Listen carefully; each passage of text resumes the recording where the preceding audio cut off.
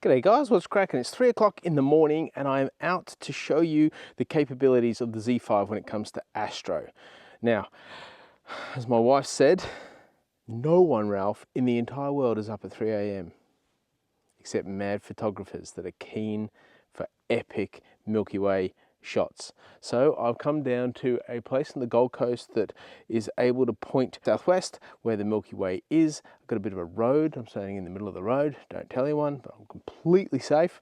And I'm shooting up toward the sky. Now, one of the challenges when you shoot astro with any camera is you can't see anything.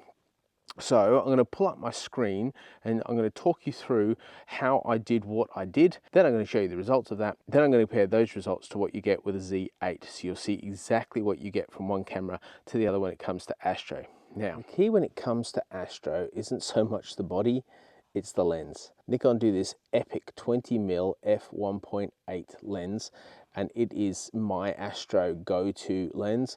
And I put on the front of it a Nissi natural light filter, which filters out all the yellowy light that's the kind of the infectious light, the ambient light, the filthy light that we don't want. So it filters that out so you get a better shot. And I'll compare the two with and without by the end of this video, so you'll see if it's worth grabbing on your way through.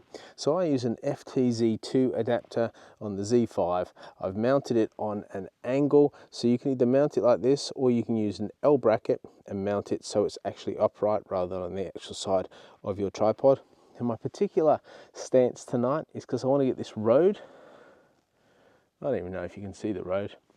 Anyway, I want to get the road as part of the shot, but the Milky Way is so high, it's not quite overhead, but it's sort of like at a, what would you say, a 60-degree angle. So I need the wide 20mm to do that, but also need to be really close to the ground so you can capture some of the road as well. I love this. Let's go now to the screen. So first of all, you have to lower your shutter speed, and I usually try and take it down all the way to 15 seconds. At 15 seconds, the stars aren't moving. Now let's take our aperture down, and we want to go as low as it'll possibly go. On this lens, it's 1.8. Then I prefer an ISO of about 3200, and then what we need to do is zoom in by pressing the zoom in button and locate a star. This can sometimes take a little longer than you prefer, but you move it around until you find a star. And once you've done that, you can then manually focus the lens. You switch it off auto on the side of the lens and you zoom in on that star, making it as clear as possible.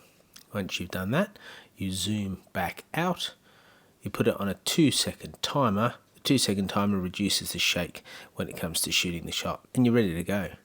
Once the first shot's been taken, I then like to have a look at it and make sure the composition's right, it's straight, everything's where it needs to be, because it's sort of some guesswork when you shoot in the Milky Way. Now that I'm really quite happy with. And then what I'm going to do is I'm going to take the shot again, but this time I'm going to pull out my torch.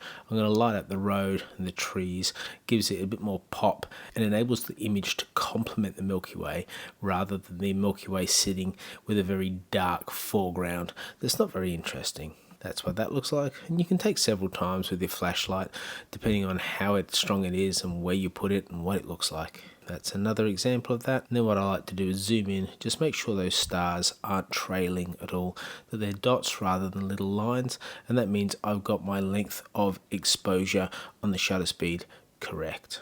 There you go. It's all quite simple really, isn't it? So this is the final edited shot we have off of the Z5 compared to the raw image.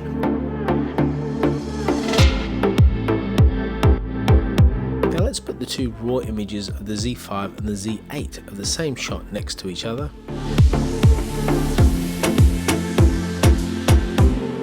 And now let's go to the edited, and what do you think? Can you actually see much difference at all? I've studied these and I actually prefer the image out of the Z5, even though it has less megapixels and it's a cheaper sensor. Then if I take the Nissi natural light filter off, you can see the difference in the yellow glare that's introduced as opposed to the filtered image, which I think just looks, well, much cooler.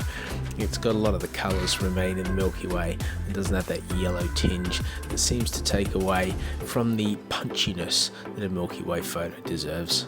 Well, those results aren't too bad, are they? So if you're pondering, oh, do I go to Z5 for the Astro? How's it going to go? It's going to go banging. But make sure you get the lens that goes along with it. You can probably pick these up pretty cheap secondhand. I got mine brand new. It was actually pretty reasonable. But any 20mm that has an f-stop less than 2 or 2.8, you can go with 2.8, that's fine, but less than that and you get more bang for your buck because it just allows more light in, causes you to use less ISO, which increases the noise. Hope this has been helpful. Any questions, put it in the comments below, and I'll see you in the next video. Bye.